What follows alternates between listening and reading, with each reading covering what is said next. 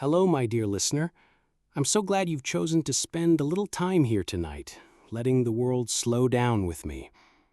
Wherever you are listening from, whether it's evening, morning, or somewhere beautifully in between, I'd like to invite you to take a slow breath. Feel the rise of your chest and the quiet release that follows. Let the day fall away like water slipping down a stream. If you'd like, you can let me know in the comments where in the world you're listening from and what time it is for you right now. I always find it comforting to imagine these stories traveling across continents and oceans, reaching people as they rest, unwind, or drift gently into sleep.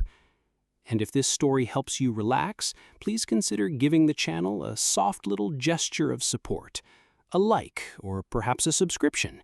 It helps me keep weaving these dream-like journeys of science and wonder, stories meant to soothe the mind and calm the heart. Now, tonight's tale is about something both ordinary and extraordinary, something so close to us, so ever-present, that we almost forget its magic. Tonight we follow the story of water, from the silent drifts of cosmic ice to the ancient oceans that stirred with the first life, all the way to the glass of water resting by your side. This is the story of the element that shaped our world, carried our ancestors, and fills our very cells. It is a story as vast as the seas and as intimate as a single drop. So, if you're ready, let us begin. Long before Earth had oceans, before rivers carved valleys or rain fell from clouds, there was water drifting in the darkness of space. It traveled as frozen crystals in the tails of comets. It clung as thin films on grains of dust between stars. It condensed in icy mantles around newborn planets. In the quiet of the cosmos, water was already waiting, carrying with it the seeds of life's potential. Imagine for a moment, billions of years ago, space was not silent emptiness, but alive with collisions, with tiny icy travelers wandering across the solar system. Many of these comets, streaking like silver lanterns, carried vast reserves of frozen water. When they struck the young Earth, they delivered oceans in fragments, piece by piece, drop by drop. But water's story began even earlier, in the hearts of stars. Hydrogen and oxygen, the two elements that make water possible, were forged in stellar furnaces. Each molecule of water you sip tonight carries with it the memory of ancient suns, long extinguished, whose fiery breath scattered the building blocks of water into the galaxy. So the first drop of water on Earth was not merely chemical, it was cosmic. It was born in the death of stars and carried across light years of distance before finding a home on our planet. And so the earth, once molten and barren, began to cool. Its surface hardened into crust, volcanoes roared, and the sky was filled with clouds of steam. The rains came, again and again, falling for thousands of years until the craters and basins filled and the first oceans were born. These oceans were alien compared to what we know today. Their waters were thick with minerals, hot with volcanic heat, and restless under the dim light of a young sun. Yet even then, they were already preparing to cradle the next chapter in the story of water, life itself. Let us drift now into those primordial seas. Picture an earth of endless gray skies, steaming vents, and waves crashing against rocky shores. There are no trees yet, no bird song, no familiar landscapes, only the endless rolling of the sea under a dim orange sun. These oceans were alive, though not yet with creatures. Instead, they swirled with chemistry, with the ingredients of possibility. Within their depths, molecules collided, linked, and broke apart, guided by energy from sunlight and volcanic heat. Here, in these ancient waters, the first fragile whispers of life began. Microscopic bubbles, like tiny soap spheres, formed around chains of molecules. Within these bubbles, chemistry took its first steps toward biology. It is humbling to think that every living thing, every forest, every whale, every person listening to this right now, traces its origins to these early oceans. The sea was the womb of Earth's story. It sheltered the delicate beginnings of life until it was strong enough to reach outward. And as life stirred, the oceans themselves were transformed. Early microbes filled the waters with oxygen, changing their color, changing their chemistry, painting the skies blue for the first time. The oceans we know today, vast and familiar, are descendants of those first restless seas. They still carry within them the same salt, the same restless energy, the same invitation to life. When you stand by the shore and listen to the waves, you are hearing echoes of that ancient earth, a rhythm that has been playing for billions of years. Life and water are inseparable. The first cells did not simply live in water. They were water. More than half of a cell's body is liquid, a soft ocean contained within a membrane. Even now, every human, every animal, every tree is, in truth, a vessel of water. About 60% of your body is liquid, and each heartbeat is the motion of water being pushed through veins, carrying nutrients, carrying breath. This is why, when we search the skies for signs of life on other planets, we first ask, is there water? Because wherever water flows, life seems to follow. Think of a single drop of dew resting on a leaf in the morning. Within that drop, molecules are dancing, connecting, forming patterns that mirror the earliest chemistry of Earth's seas. To look into water is to look into life's memory. And yet, water is more than biology. It is memory itself, carrying the history of every river it has flowed through, every glacier it has been frozen in, every cloud it has drifted within. The water in your glass tonight may once have been part of an ocean that lapped at the feet of dinosaurs, or a raindrop that fell on ancient forests, or even part of the ice that covered Earth in its frozen ages. In every sip, you are drinking history. You are drinking the story of Earth itself. Let us drift now from the vast oceans into smaller, gentler waters. Rivers, streams, brooks that wander through valleys and forests. If oceans are the deep, endless breath of Earth, then rivers are its veins, carrying life through every continent. They are the restless storytellers of the planet, carving mountains into canyons, carrying soil to fertile plains, shaping the very landscapes where people and animals live. Close your eyes, if you wish, and imagine a river. Perhaps it is a wide and powerful one, like the Amazon, winding through emerald jungles. Or perhaps it is something quieter, a small stream trickling over stones, catching sunlight in ripples of silver. All rivers tell a story of patience. They begin as drops of rain on mountain peaks, melting snow that gathers into rivulets. Slowly, these rivulets join hands, weaving together into rushing streams that find their way downhill. And with every curve, every bend, rivers shape the land, etching memory into stone.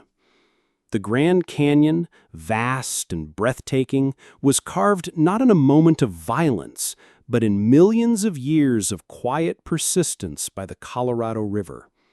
The Nile, which has carried civilizations for thousands of years, began as a trickle of highland streams.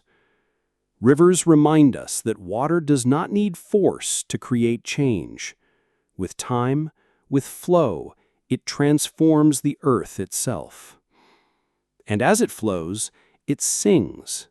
The sound of a river has been called nature's lullaby, an endless music of movement, soft enough to soothe, yet steady enough to carry the mind toward stillness. Many people fall asleep beside rivers, listening to the murmuring of water over stone, as if the planet itself were whispering a bedtime story. The rivers carry more than water. They carry life, fish darting through currents, birds resting on banks, trees whose roots dip into the flow. They carry stories, myths of river spirits, legends of gods who lived in streams, tales of journeys begun on the banks. And in a quiet way, rivers carry time itself. Every drop that moves within them has fallen as rain before, and will again. In the endless water cycle, rivers are simply the passageways, carrying today's raindrop into tomorrow's ocean. So when you hear the sound of a river, you are listening not just to water, but to time flowing past, to history moving gently toward the sea. It is no surprise, then, that human civilization was born beside water. The earliest villages grew where rivers could be trusted to rise and fall, bringing fertile soil to their banks. The Nile, the Tigris, the Euphrates, the Indus, the Yellow River, all of them cradled great cultures, feeding crops, carrying trade, and connecting people. Imagine those ancient days, a river at dawn, mist curling above its surface, farmers stepping barefoot into wet soil, planting seeds that would one day feed empires. The river was life, and so it was revered. It was more than a physical presence. It was sacred.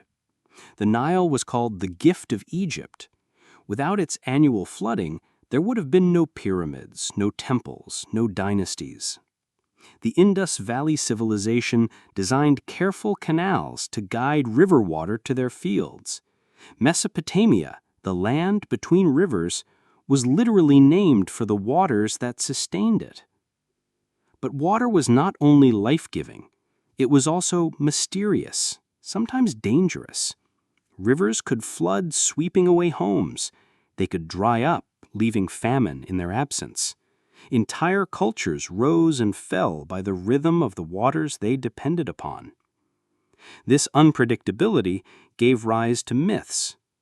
In nearly every culture, water was given a spirit, a voice, a will. The Greeks spoke of Poseidon, god of the sea, whose moods could shake the earth. The Hindus revered the Ganges as a goddess, a flowing divinity of purity and renewal. The Norse believed in wells and rivers that connected to the roots of the world tree itself. Water was everywhere in human imagination because it was everywhere in human life. And just as rivers carried the lifeblood of civilizations, seas carried their courage. Ancient sailors watched the stars and set out into unknown waters, guided by faith that the sea's rhythm could be read like the sky. With water beneath them and constellations above, they carried stories, goods, and cultures across the world. To follow the story of water is to follow the story of us, our beginnings, our rise, our wanderings across the globe. Even today, water holds a sacred place in human hearts. Step into a temple and you may find a fountain or pool at the entrance where worshippers wash before prayer. In Christian tradition, baptism in water marks a new life. In Hinduism, pilgrims journey to the Ganges to immerse themselves, believing the river carries away not only dirt, but sorrow. Water cleanses, it renews, it softens grief and carries it away. Perhaps this is why we so often seek the sea when we are troubled. Standing on a shoreline, watching waves roll endlessly in and out, many people feel their burdens lighten.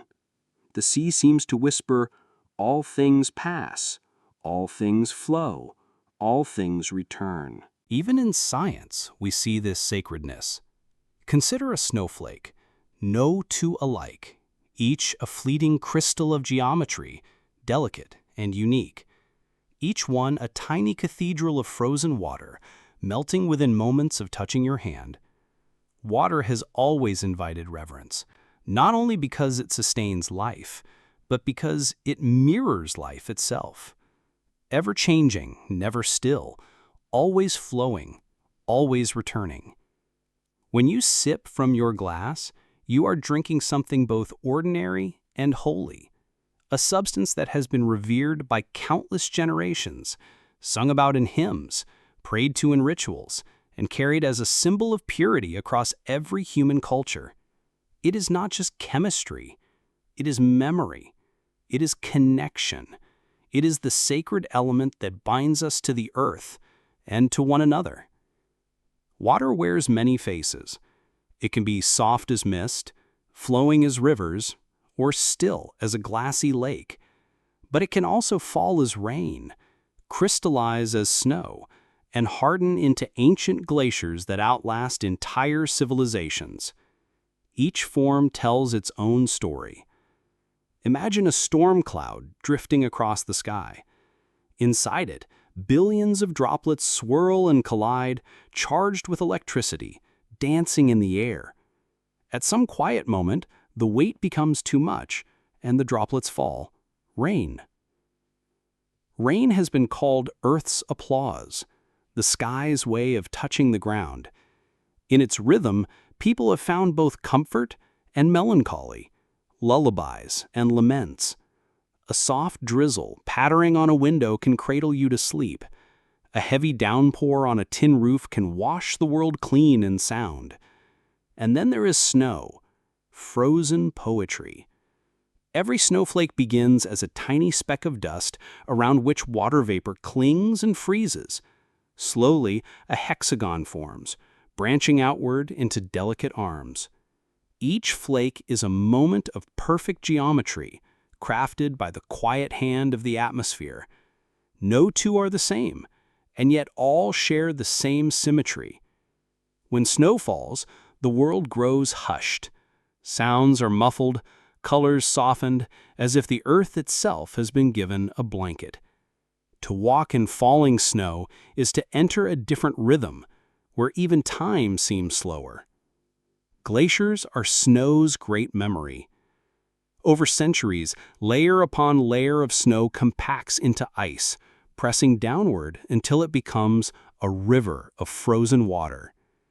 Glaciers carve valleys, shape mountains, and hold within them the climate history of the world. To drill into their depths is to read pages of an ancient diary written in ice. And then there is the simplest face of all, a drop of dew resting on a blade of grass at dawn. Formed as night cools the air, dew is the earth's way of reminding us that even silence and stillness can create beauty.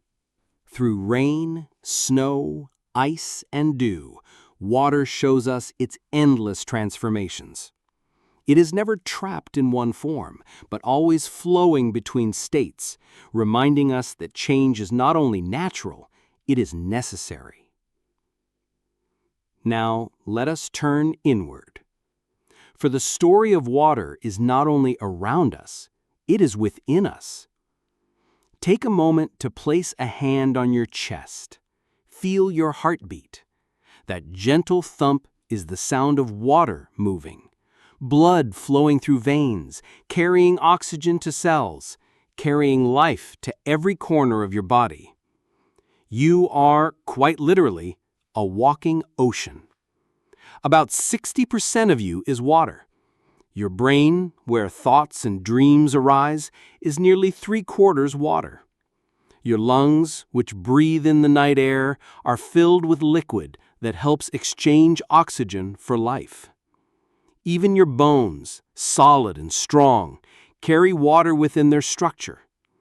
In each cell, tiny channels allow water to slip in and out, carrying nutrients, balancing salts, creating the conditions for life to thrive. If water were taken away, your body would crumble. Every heartbeat, every breath, every blink of your eyes is a ripple in an inner ocean. This is why thirst feels so urgent. When your body asks for water, it is not asking for a luxury, it is asking for existence. Without water for only a few days, the body falters. Muscles weaken, thoughts blur, life itself begins to flicker. But with water, the body renews. A single sip can revive tiredness, cooling heat, moistening dryness, restoring balance to the system. And yet, the water in you is not new. It has been elsewhere, many times before. Perhaps the molecules flowing through your veins tonight once rested in a Himalayan glacier, or drifted in the Pacific Ocean, or circled as vapor above an ancient forest. You carry within you the same water that filled the seas where the first life began. In this way, you are not separate from the world around you. You are part of the great cycle of water, one expression of its endless journey. To be human is to be a vessel of rivers and rains, a living tide carried forward in time. For something so familiar, water is astonishingly strange. It bends the rules of chemistry in ways that make life possible. Without its peculiarities, the earth would be silent and barren. Take, for example, the fact that ice floats. Almost every other liquid becomes denser as it cools, sinking when it freezes. But not water. As water nears freezing, its molecules spread out into a crystalline lattice, making it lighter than the liquid below. That is why icebergs rise above the sea, why lakes freeze at the top but remain liquid beneath, sheltering fish through the winter. Without this quirk, Earth's waters would freeze solid from the bottom up, and life would never have survived. Or consider its heat. Water resists temperature change more than almost any other substance. This means oceans absorb heat without boiling and carry coolness without freezing. The seas act as Earth's thermostat, smoothing out extremes, keeping climates gentle enough for life to flourish. And then there is surface tension, the invisible skin on water's surface that allows insects to dance upon ponds and drops to form beads on leaves. This tension shapes rain, creates bubbles, and even helps water climb upward through the thin veins of plants, defying gravity to feed leaves high above the ground. But perhaps the most mysterious of all is water's ability to dissolve. It has been called the universal solvent, capable of carrying salts, sugars, minerals, and gases. Without this gift, nutrients could not flow through rivers, could not enter roots, could not travel through your bloodstream. Water is not just liquid, it is messenger, transporter, connector. Even now, scientists admit water defies complete understanding. Some of its behaviors remain puzzles, its molecules shifting in ways we cannot fully explain. It is a reminder that even the most ordinary glass of water holds mysteries deeper than we yet comprehend. So when you lift a glass to your lips, remember, you are not only drinking liquid, you are tasting a miracle of physics, chemistry, and time. Imagine the Earth, still young, cloaked in a sky heavy with volcanic ash and vapor. The air was thick, the ground raw and restless, and above it all hovered clouds that had been forming for thousands of years. And then, one day, a sound like none before. The first drops fell, gentle at first, scattered like whispers.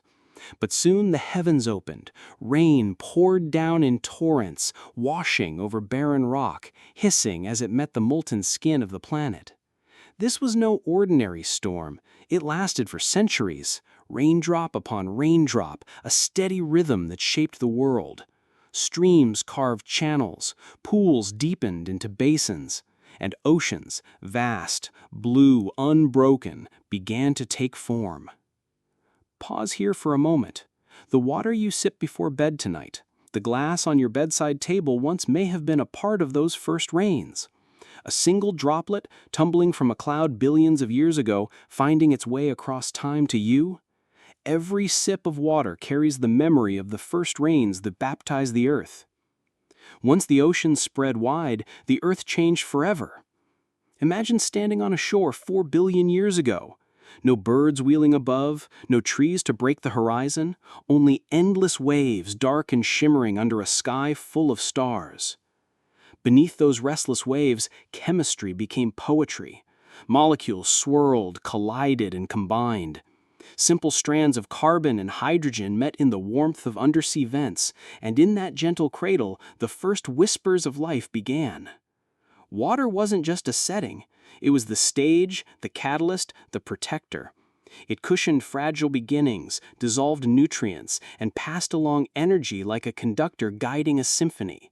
From these hidden depths, life stirred, small, tentative, but unstoppable. And so the oceans became wombs for everything to come. They carried in their currents the first chapters of the story of life. A hook floats gently to the surface. Every breath you take now is tied to that ancient sea, for it was there that breath itself was born. As the land cooled and mountains rose, rivers began to flow. Imagine them, silver threads unwinding across stone, singing to valleys, whispering to plains. Unlike the ocean, vast and timeless, rivers were intimate travelers. They carried stories from mountaintop to meadow, from forest to desert, always moving, always remembering.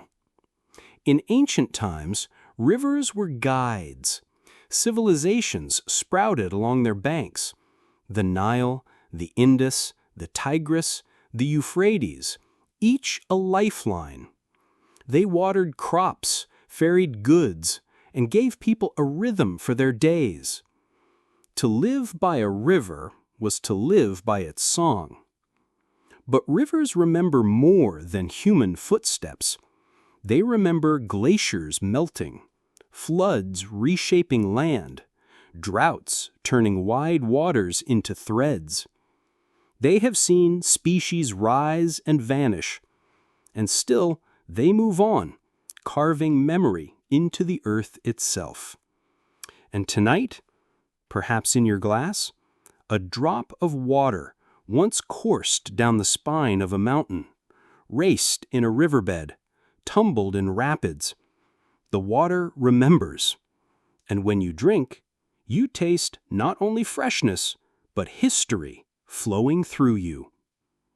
As people gathered in growing numbers, water became destiny. A city could not rise without it. Empires were drawn like maps around wells, oases, and fertile floodplains. To follow the trail of history is to follow the flow of water. Think of Mesopotamia, the land between rivers. Here, the Tigris and Euphrates nourished one of the first great civilizations. Egypt, too, flourished only because of the Nile, its floods leaving behind rich soil that fed a kingdom for millennia. In the Indus Valley, canals and reservoirs spoke of careful planning, a deep respect for water's gifts. But civilizations also learned that water was not only a giver, but a taker. Floods could swallow whole villages. Droughts could bring empires to their knees. Wars were fought for wells and rivers. Treaties were signed to share their flow. And even now, in the modern world, cities rise and fall on the promise of water. A hook flows forward, from your kitchen tap to ancient canals. Every channel of water has been a lifeline, shaping not just land, but the fate of entire peoples. Have you ever watched raindrops slide down a window and felt they were telling you an ancient story? Rain is not just weather. It is memory falling from the sky. Every drop that touches your hand tonight has traveled countless lifetimes. Perhaps it once drifted above the Himalayas, crystallized as snow, and clung for centuries to a glacier before melting and tumbling down into a river. Perhaps it sank deep into the soil of an ancient forest, nourishing roots before rising once again as vapor. The rain outside your window is older than language, older than pyramids, older than human dreams. When it falls, it is water coming home, retracing its endless loop. This is called the hydrological cycle, yet what a poetic thing it truly is. An unbroken thread of return, connecting mountain to cloud, desert to sea, and your body to the sky above. As you drift deeper into rest, imagine yourself dissolving into a single raindrop, weightless, timeless, and joining this ancient dance of return. What if I told you that the ground beneath your feet was once shaped by rivers that have long since vanished? Rivers are artists. With patience beyond imagination, they sculpt the land, carrying away stone grain by grain. The Grand Canyon is one of their masterworks, carved by the Colorado River over millions of years, a silent etching into Earth's skin. Long before cities and kingdoms, rivers drew the first maps of our planet. Civilizations rose along them: the Nile in Egypt, the Tigris and Euphrates in Mesopotamia, the Indus Valley in South Asia. Rivers gave water, food, fertile soil, and paths of travel. They were the lifeblood of human culture, the flowing ink with which history wrote its earliest chapters. And yet, rivers are restless. They shift, flood, vanish, or find new courses. The river outside your door today is never quite the same river tomorrow. Heraclitus, the ancient Greek philosopher, once said, "You cannot step into the same river twice." He was right. The river flows on, and so do we. Have you ever felt the pull of the ocean inside your own body? Your blood, your sweat, your tears, they are all echoes of the sea. The salt in your veins is nearly identical to the salt of Earth's oceans. This is no coincidence. Life began in the sea, and when our ancestors crawled onto land, they carried the ocean inside them. Every heartbeat is like a tide, pushing waves of blood through your body. Every breath is like the rise and fall of a current, oxygen flowing in, carbon dioxide flowing out. Even your cells float in fluid, tiny vessels in an inner sea. And when you lie down to rest, your body rocks gently in rhythms older than thought. The ocean never truly left you. It whispers in your pulse, your breath, your dreams. You are, in the deepest sense, still water. Imagine a river winding like a silver thread through valleys and forests. It looks simple, doesn't it? Water flowing from one place to another. But here's a secret. Every river carries memory. The minerals it collects, the soil it shapes, the fossils it hides in its depths. These are fragments of history written in liquid form. Scientists can study the isotopes in river water to trace where droplets have traveled, whether they came from ancient glaciers, underground aquifers, or fresh rainfall. Each molecule is like a traveler with a long passport of stamps. What if every sip of river water you take is carrying whispers of mountains that melted thousands of years ago? And so, as you drift deeper into rest, imagine yourself lying beside such a river, the soft hum of water carrying not just sound, but the echoes of Earth's story. High above, in frozen peaks and polar shelves, ice holds the planet's most secret library. Every snowfall compresses into layers, and within those layers, tiny bubbles of ancient air are locked away. Scientists drill deep into glaciers and pull out ice cores, cylinders of frozen time. In them are records of volcanic eruptions, forest fires, and even the breath of animals that lived thousands of years ago. When you touch ice, You are brushing against time itself, against the stored breath of mammoths, the exhalations of forests that no longer exist. These frozen records remind us that water is not only flowing, but storing, remembering. Even as you rest tonight, the poles hold archives of silence, waiting patiently to reveal what the earth has been through. If the earth were alive, and many say it is, then the ocean would be its heartbeat. Every few seconds, waves crash upon shores, tides rise and fall, currents spiral across the globe. These movements are not random. They are orchestrated by the moon's pull, by winds, by the spinning of our planet. Together, they regulate climate, guide migrations, and keep Earth habitable. Scientists call this circulation the global conveyor belt, a slow but steady rhythm that takes 1,000 years to complete a single loop. Warm waters drift north, cold waters sink south. Nutrients are carried from the deep to the surface. Life itself depends on this pulse. As you breathe in and out, slowly, gently, imagine your breath as part of that same rhythm, the Earth's own heartbeat mirrored in your chest. And so the oceans lull you, like a cosmic cradle, rocking you to sleep with each eternal wave. And so, dear listener, we have followed water's journey, from the fiery breath of ancient stars to the icy wanderings of comets, from the first oceans that stirred with life to the rivers that carved mountains and carried civilizations, from sacred rituals whispered across centuries to the rain that still falls softly on rooftops tonight. And now, finally, to your glass. Water has flowed across time to reach you.